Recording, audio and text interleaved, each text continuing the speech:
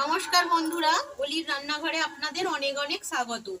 অন্য দিনের মতো আবারও চলে এসেছি আপনাদের কাছে একটা ভিডিও নিয়ে। আজকে বানাবো ইস্ট। বাড়িতে থাকা দুটো উপকরণ দিয়ে আমি আপনাদেরকে ইস্ট বানিয়ে দেখাবো। তো আমি কিভাবে বানাবো প্লিজ বন্ধুরা আপনারা স্কিপ না করে প্রথম থেকে শেষ পর্যন্ত দেখতে থাকুন। আশা করছি আপনাদের ভালো লাগবে। বাটির মধ্যে আমি 1 চামচ চিনি দিয়ে দেব। যে কোনো চামচের আপনারা মাপ করে নেবেন। আমি এই চামচটা মাপ করে নিয়েছি। 1 চামচ চিনি দিলাম আর হাফ কাপ জল দেব।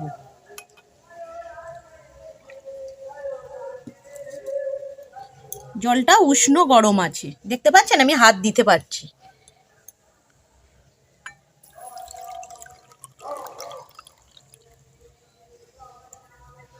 এবার চিনিটা আমি ভালোভাবে গুলিয়ে নেব।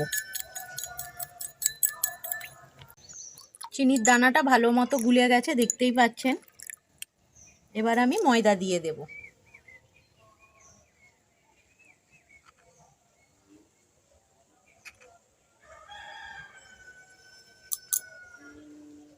এবার ময়দাটা আমি গুলিয়ে নেব।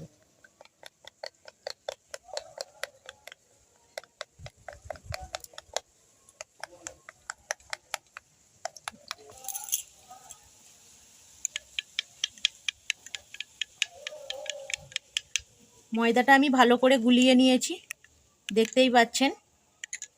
আর ঘনত্বটা একবার দেখুন, ঘনত্বটা এই রকম বানাতে হবে। খুব ঘনও না আর খুব পাতলাও না। এবার আমি চাপা দিয়ে যে কোনো গরম জায়গায় রেখে দেব।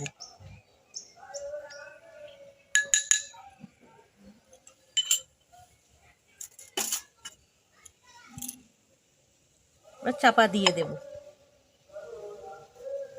10-12 ঘন্টা পরে আমি ফিরে আসছি।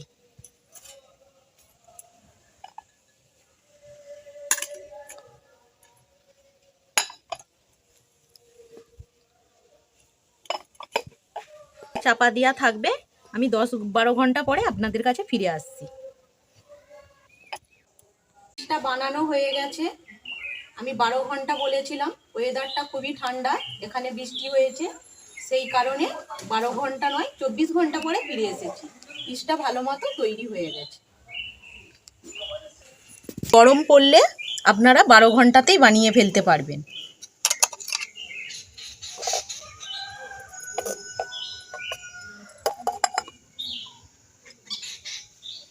ইস্টটা কতটা ভালো তৈরি হয়েছে, অসংখ্য বাবলস।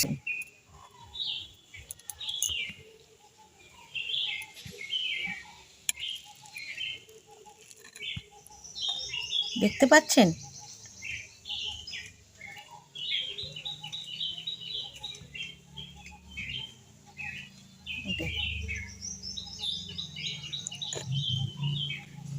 ইস্টটা কতটা ভালো হয়েছে দেখুন। 1 কাপ ময়দা বা 1 কাপ আটার পরিমাণে আপনারা দেবেন 1/4 কাপ ইস্ট। 1/4 কাপ ইস্ট ব্যবহার করবেন। আর এই ইস্ট আপনারা নর্মাল ফ্রিজে 8 দিনের মতো রেখে দিতে পারেন। আর এই ইস্ট যদি আপনারা রোদে শুকনো করে রেখে দিয়েও বানাতে পারেন, তবে এতে তো প্রিজারভেটিভ মেশানো নেই, সেই কারণে বেশি দিন থাকবে না। তো ইস্ট বানানোটা আমার কেমন লাগলো আপনারা কমেন্ট করে জানাবেন। আর গন্ধটাও খুব ভালো হয়েছে।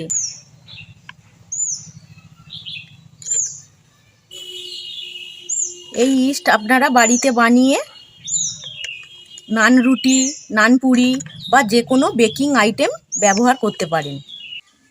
ইস্ট কিনে বাড়িতে বেশি দিন সংরক্ষণ করেও রাখা যায় না, কারণ ইস্ট বাড়িতে বেশি দিন রেখে দিলে তার গুণাগুণ নষ্ট হয়ে যায়।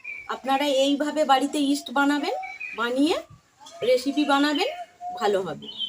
আমি যে ইস্ট বানিয়ে আপনাদেরকে দেখালাম, আপনাদের কেমন লাগলো আপনারা কমেন্ট করে জানাবেন। আর যদি ভালো লেগে থাকে চ্যানেলটা সাবস্ক্রাইব করে দেওয়ার অনুরোধ রইল। আর পাশে থাকা বেল আইকনটা অবশ্যই প্রেস করবেন, কারণ চ্যানেলে আমি যখনই কোনো নতুন রেসিপি দেব সবার আগে আপনাদের কাছে পৌঁছে যাবে। ভিডিওটা এখানেই শেষ করছি। আপনারা ভালো থাকবেন, সুস্থ থাকবেন। ধন্যবাদ।